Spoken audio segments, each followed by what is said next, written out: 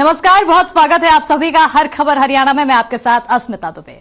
तो तीनों कृषि कानून अब संवैधानिक तरीके से पास करा दिए गए हैं, जो कि वापसी के लिए पास हो गए हैं और लोकसभा में कृषि कानून वापसी बिल पास हो गया। विपक्ष के भारी शोर शराबे और हंगामे के बीच तीनों कृषि कानून को निरस्त करने वाला विधेयक लोकसभा से पास हो गया है और सदन की कार्यवाही 12 बजे के बाद शुरू होने पर केंद्रीय कृषि मंत्री नरेंद्र सिंह तोमर ने लोकसभा में विधेयक पेश किया और विपक्ष के विरोध के बावजूद बिल को पारित कर दिया गया। और 1 साल के बाद आखिरकार देश की सबसे मजबूत सरकार किसानों के आगे झुक गई, या कुछ यूं कहे कि इस मौके पर की नजाकत को भांपते हुए केंद्र सरकार ने तीनों कृषि कानूनों को रिफिल कर रही है। देखिए हमारी एक खास रिपोर्ट।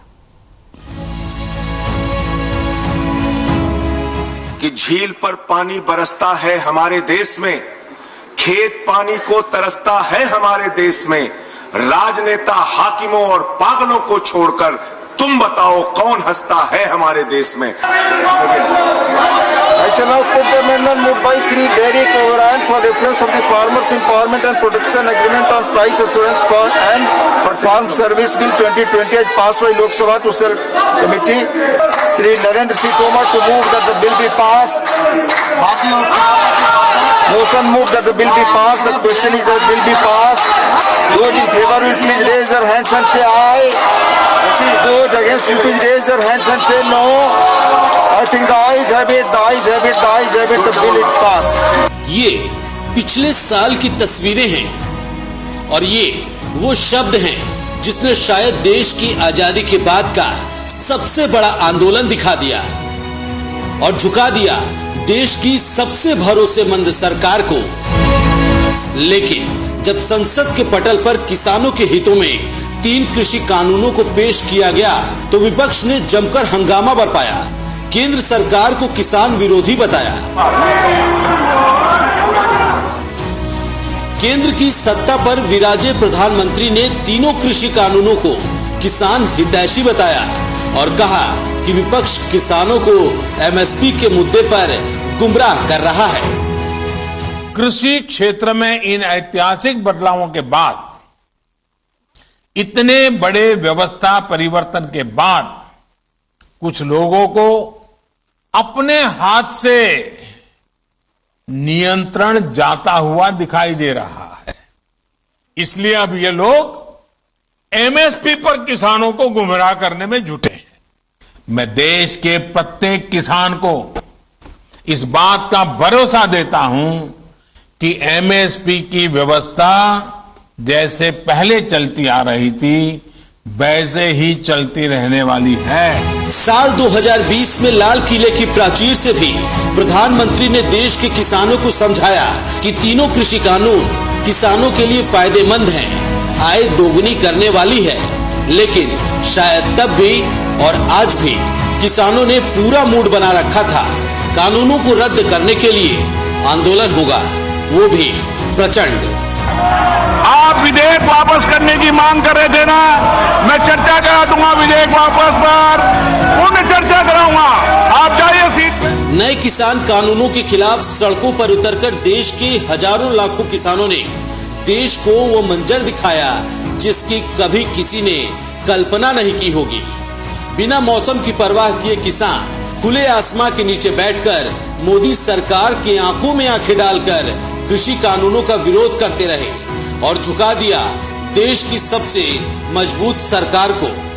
मजबूर कर दिया देश के प्रधानमंत्री को माफी मांगने के लिए और सफल हो गए तीनों कृषि कानूनों को रद्द करवाने में। 2021 की संसद में दोबारा देश के माननीय इकट्ठा हुए और इस बार पेश किया गया किसानों की जीत पर मुहर लगाने वाले बिल कृषि कानून वापसी बिल को। 3 कृषि कानूनों की वापसी में कुछ बातें सामान्य भी रही।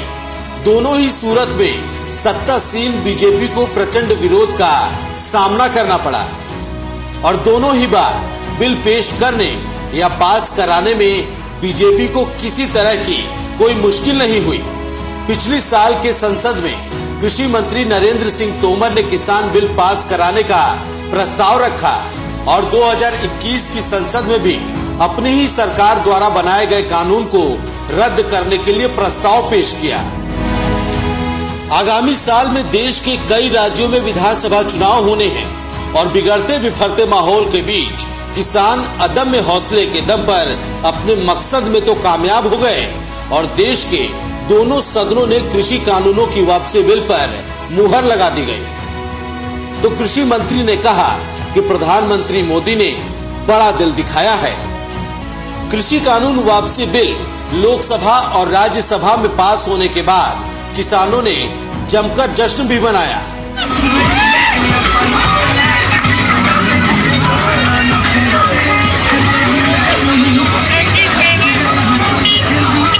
किसानों की चौखट पर दस्तक देती खुशियों के साथ किसानों ने एक बार फिर साफ किया कि किसानों का आंदोलन वैसे ही जारी रहेगा जैसे पहले से चला आ रहा है।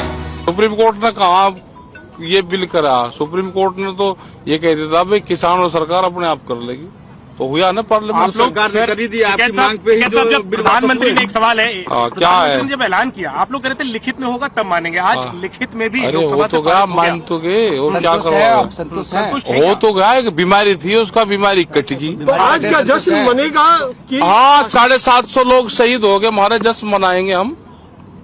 750 लोग जिसका मर जाओ जश्न मनाता है।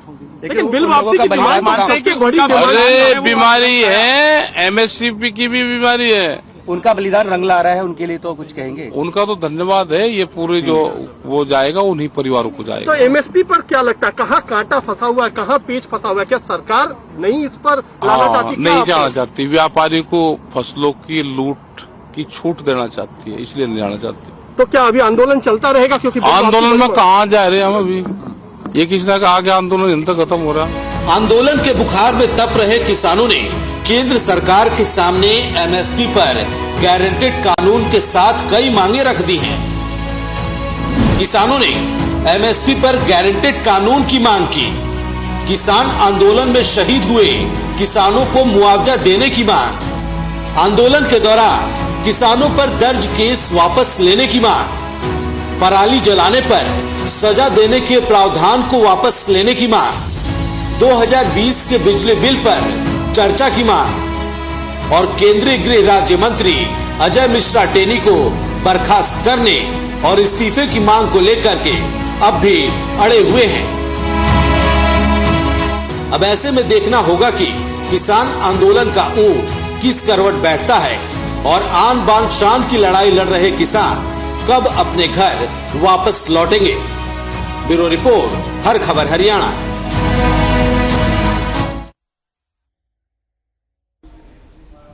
और अब बात करेंगे अंत्योदय मेले के आगाज की।